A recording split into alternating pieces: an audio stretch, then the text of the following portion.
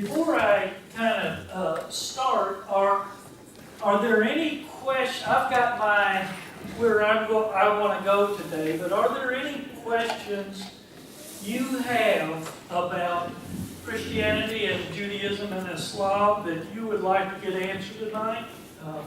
Is there anything, something you've always wanted to ask? I'm not going to say I'll answer it, but I'd at least like to know if there's some curiosity, some deep curiosities. Yeah. I don't know, you may touch on this, I don't know, but this came up after, it was too late to ask last week because it came up later when I was thinking about it, but you know, was Muhammad born into, it sounded like a polytheistic society, yet was encouraged to believe in one God, and I mean, just kind of how, where's that connection? I mean, I understand their, you know, belief in the Old Testament and all that, the books, but just, Okay. and that may not be something you want to touch on, but that was a question that I had. Okay, all right. I've got the answer to that one, or an answer as opposed to the answer. I might come back to it in just a second. Are there others? As I mentioned, it might just be helpful to give some context to, you know, how Christianity, Islam, and Judaism are connected, how they stem from Abraham, you know, and what our shared tradition is. Okay, all right. Yeah, I was going to talk about Abraham and Hagar and Ishmael to kind of start into that. Anything else? Any other curiosities?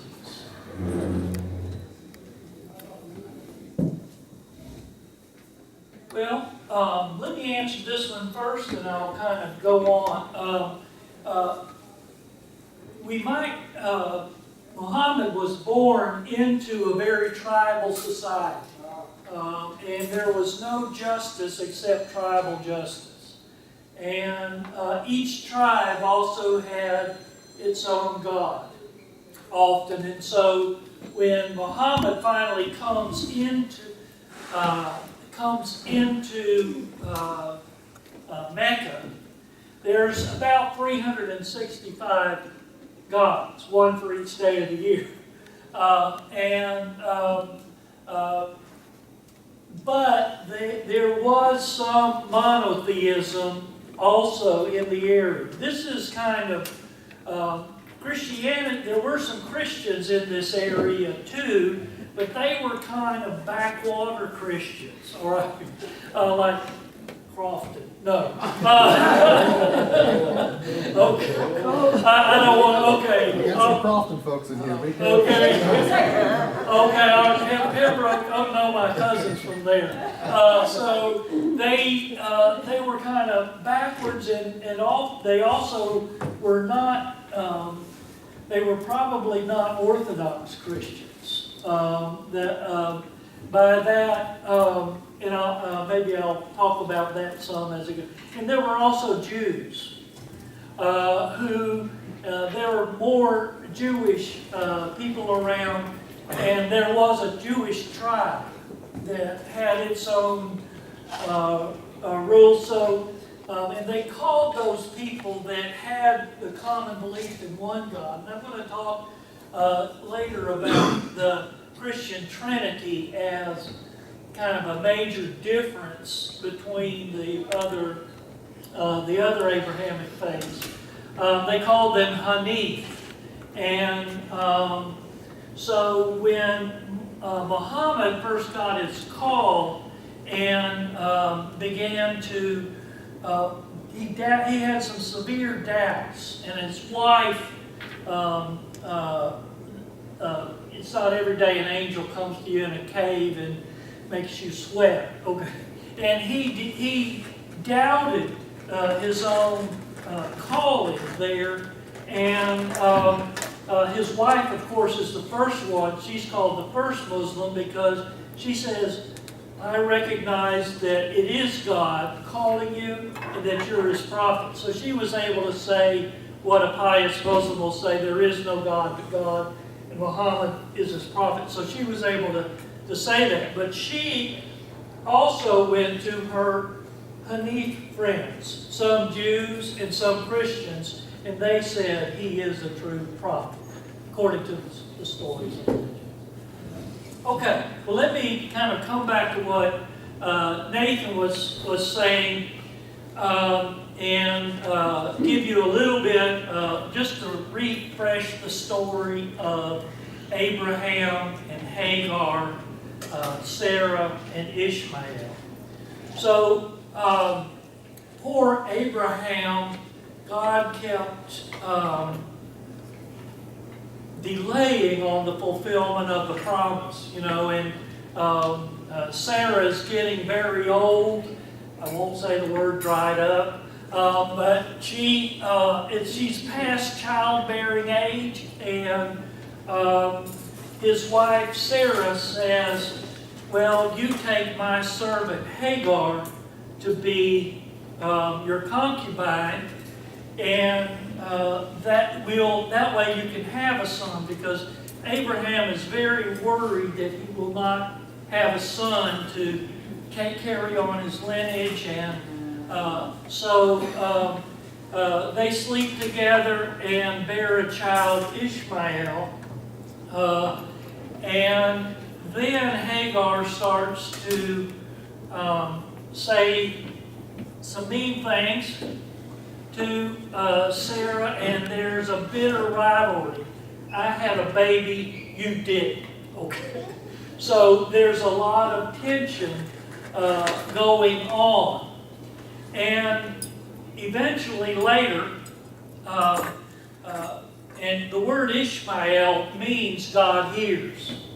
All right, God has heard your cry, and the name Isaac means laughter, because Sarah, when she says you've got a baby, she can't stop laughing. All right, and the angel says, why did you laugh? And she said, it was a cough.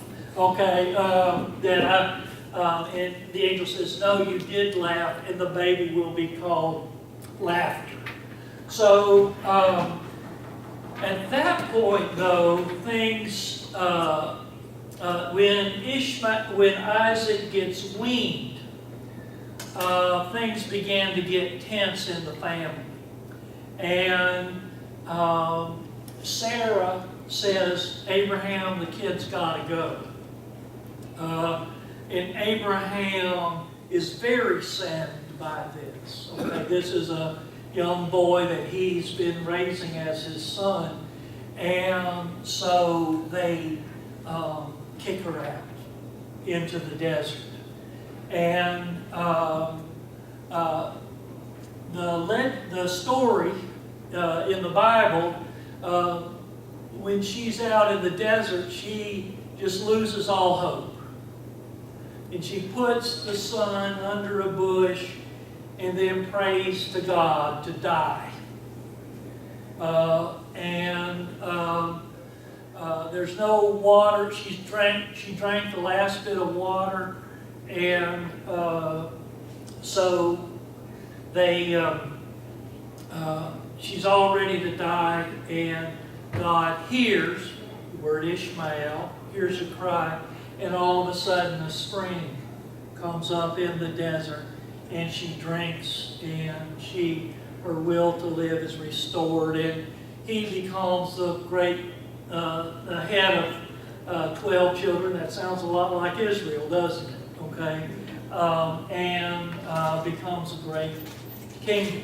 And that in the Muslim, if you were to go on pilgrimage to a Hajj, you would go, and part of one day you would spend going back and forth between the well of Zamzam.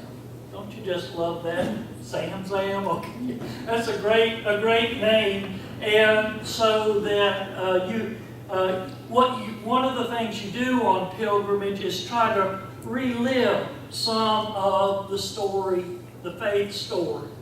There was a friend of mine, she taught at Western, and she was in public health and nursing, and she was Muslim, and her job was to make sure people were hydrated on the Hajj, because you get out in the hot desert and you go 7 times. A lot of people will wait till the end of their lives to take a pilgrimage, especially if they're coming far away, and they die. Okay. So her job was to give water on the way to Zamzam. So now, what's the moral of this story? It doesn't sound very edifying, does it? It sounds kind of, I want to use the word dysfunctional, right? That what we have here is a really dysfunctional relationship. Now, I know nobody's here been in a dysfunctional family. Well, I have. Oh, okay. I've had some rough spots in my family life, and in some way, and we see this also in the story, the Hebrew Bible stories. They're just full of conflict, like Jacob and Esau. They're fighting in the womb. And so we see this continual jealousy, this continual rivalry, and in some ways it hasn't stopped. And I think,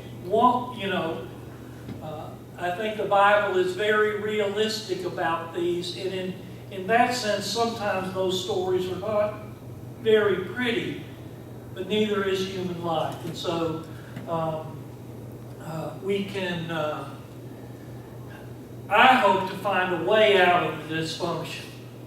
And in the story, God blesses both sides, Ishmael and Isaac. And actually, Ishmael comes back again in the Bible, and they bury their father together, which I take it as a kind of, well, maybe they went their own ways, but there was still something that pulled them together. So what I'd like to do is talk about what might be ways to pull people together in this despite differences, sometimes really important and crucial differences. And I want to commend you for having people from other religions come in here. I think this is really important to do. I think there's a lot of misinformation and things are said about Muslims or Jews without sometimes many people knowing. And on the other side, some people will say things about Christians without knowing them too. So I take it that knowing where we stand on things could be a way to reconcile. And I'll share one story with you. I grew up Southern Baptist. I went to the Southern Baptist Seminary. I'm now happy as an Episcopalian. But I'm a refugee. Have y'all heard of those people? Okay. So you can take, one of the things I still miss about my Baptist heritage is testimony. All right. So what I'm going to do is a little bit of testimony to you. And for a brief while, my youngest son, became a Muslim. And I wasn't entirely happy about it, but it was one good, he became at that mosque that y'all had a guest from. So let me tell you a little bit about his story and about how relationships can sometimes work amidst differences. Anyway, my son, I said I grew up Baptist and I went to the seminary. But when they ran off all my professors, I said, I can't be a Baptist anymore. They were just too good of people, and I had learned too much from them. So what did I do? I became Russian Orthodox. So my spiritual journey is kind of a crazy quilt, all right? It doesn't, there's not a lot of jagged edges and all of that. So my son loved it. Oddly enough, he really loved even fasting. So we would try to fast before Lent, during Lent, and also before Christmas. And he really he developed a love for the saints and for the church and for the Eucharist.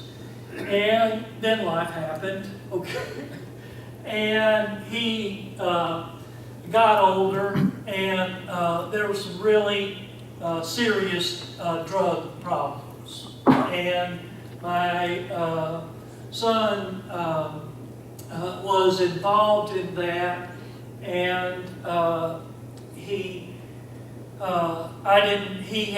was in several institutions, and one day he picked up the autobiography of Malcolm X and read it and loved it. Now, I'm not going to say Malcolm was a black Muslim, and they're not, I think, representative of Muslims in general worldwide, but my son was just taken with this figure, and so I started to get him some books. He also admired Muhammad Ali, and part of he realized that having a spiritual purpose could really help him. He also came to love the 5-day, the prayers 5 times a day. And that regularity really helped him out and helped him to settle down. And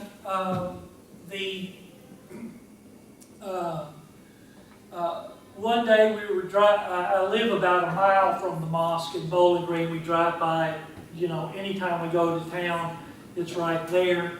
And so he was home on a pass or something, and I said, well, let's just go in and meet some people there. And so we went into the mosque, and he said he was interested in Islam, and they were very respectful, and they said, well, you need to respect your father, and what do you think of this, Dad?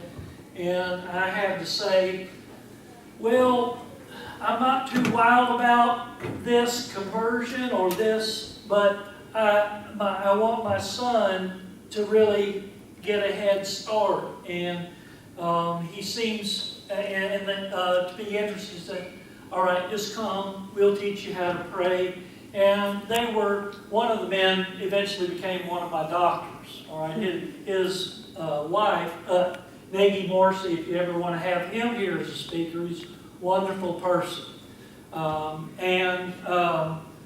So my son got very active and involved, and we started to talk. And one of the things about my son was, and I don't really like tattoos on my son.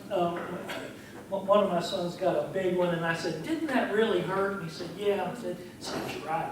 But my son had gotten a tattoo of Jesus carrying the cross on his arm. And I said, and my son really loved Jesus and loves Jesus. And he also, oddly, loves the cross.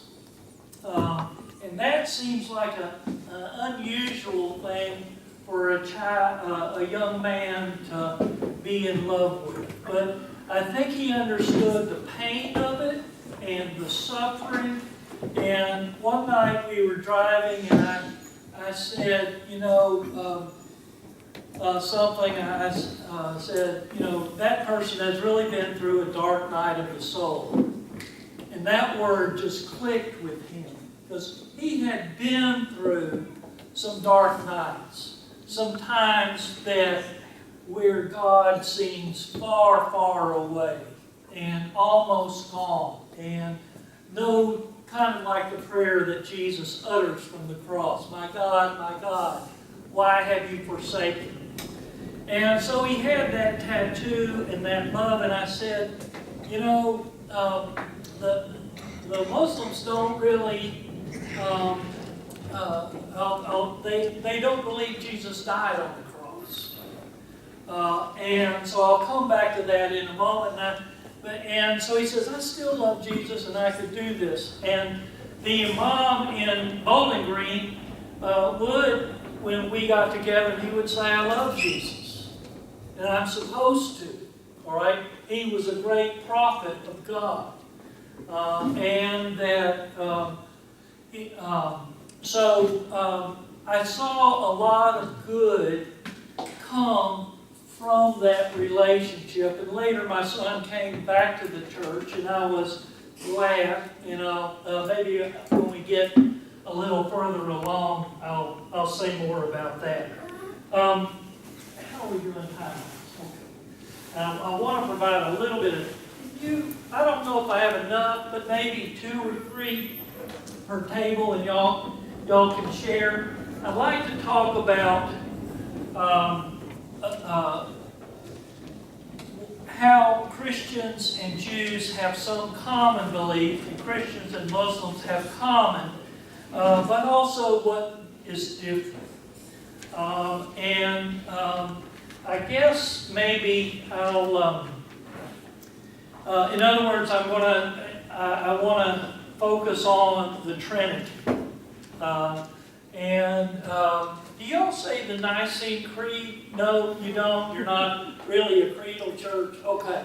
Well, I have a copy of it. Okay. But we know what it is. Oh, okay. Now you've heard of it. Yeah. And I forgot to get one copy of that out for me. And we respect those who recite it. Oh, okay. Well, yeah, I recite it every day and then every Sunday. So we'll talk about what Jews and Muslims believe about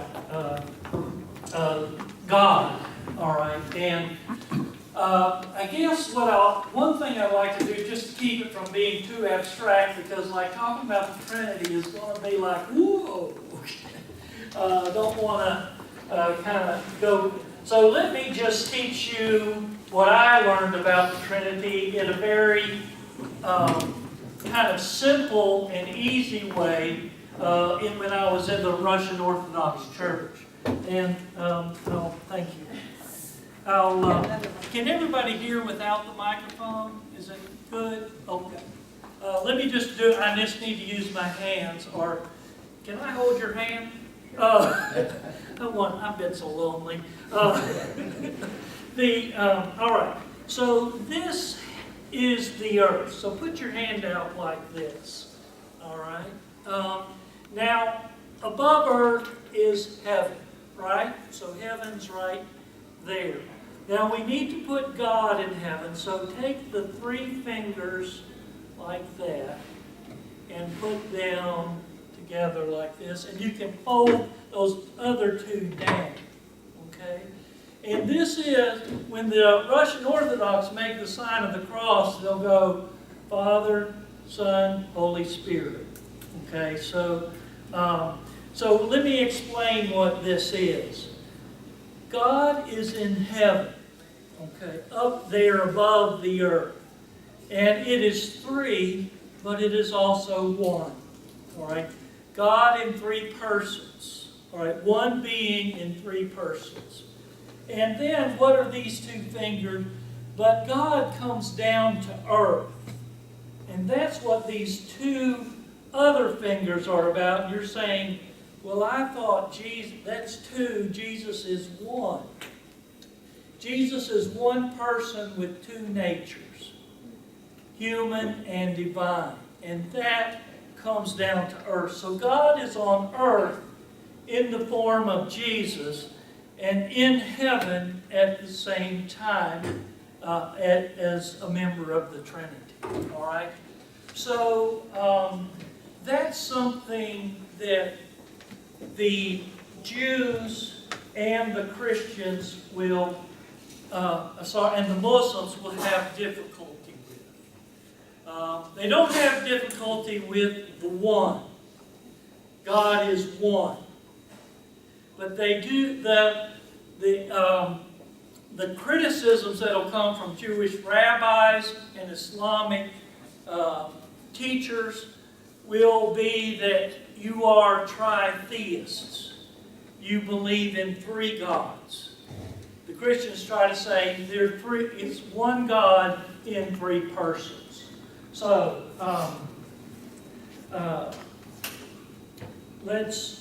if you have that handout, I've got on one side I have the Nicene Creed, and let's start on the other side. Let's start with Jews. What do Jews believe? And this is from a rabbi, Moses Maimonides. Sometimes he's called the second Moses. And look at his dates, 1135 to 1204, Common Era, okay? Or AD if you prefer. So he kind of develops, Jews tend not to be creedal. They're orthopraxy, not orthodoxy. It's what you do that makes you a Jew. It's the following of the law. But there are beliefs required by the law. The Jewish prayer, the Shema. Hear, O Israel, the Lord our God, the Lord is one. Now, that may not have sounded like a command, but it is. Hear. Let it sink into your ears and get down deep inside of you. So, I've got 13 beliefs that Maimonides, this would be what would be in a kind of, in the Christian tradition, oftentimes a creed or something is like in the back of the hymn or something pasted in. So this is what most Jews, most of the time, believe. There's a lot of variation, okay? But if they don't believe it, Maimonides would say, you should. Okay, and Judaism is also a little strange. It's an ethnic group as well as a religion. So you're born a Jew, and I had a Jewish roommate for a while. He was an atheist. So he's going to not accept number one, and Maimonides is just up there. You know, you should. Okay. So the belief in and I put an asterisk by the things that may conflict with with Christian teaching. All right. So the Trinity the believing in that God is one. Christians will say we too believe this. We don't believe in three gods. We believe in one God in three persons. 3, the belief in His incorporeality. All right? Incorporeal means no body. Did Jesus have a body? Yeah. Okay. Those 2 fingers. All right. He had, his body was both human and divine at the same time. So that's going to be a little different. Belief in His timelessness. Christians can share that. Belief that you can approach God through prayer. There's common ground. You can pray together with Jews. Belief in the prophecy that God speaks through the prophets. That's right in the Nicene Creed. Okay? The Holy Spirit speaks through the prophets. Okay? The belief in the superiority of Moses to all other prophets. Well, sometimes Jesus gets preached as prophet, priest, and king. And so, if you want to consider Jesus a prophet, and you're going to say, Jesus can override Moses. That would not be something that a pious Jew would want to do. Number 9, belief in the immutability of the law. Now, some Christians, we've got the Old Covenant and the New Covenant. Most Jews believe the Old Covenant's still in place. It hadn't been replaced. And Paul himself also says, has God changed it? He says, heck no. The Greek is ain't no way, okay? Because you agree.